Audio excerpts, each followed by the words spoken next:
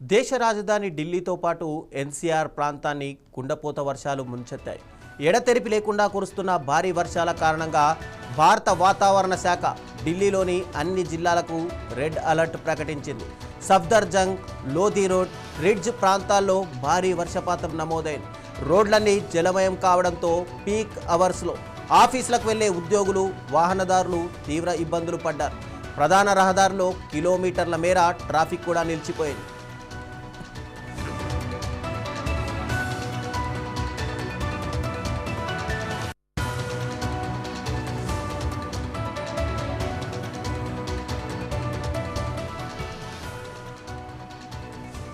శంకర్ విహార్, గురుగావ్, నోయిడా, ఘజియాబాద్ మార్గాల్లో రహదారులు మోకాళ్ల లోతు నీటిలో మునిగిపోయాయి. ఈదురుగాలులతో కూడిన మోస్తారు నుంచి భారీ వర్షాలు పడే అవకాశం ఉందని అధికారులు తెలిపారు. అత్యవసరమైతే తప్ప ప్రజలు ఇళ్ల నుంచి బయటకు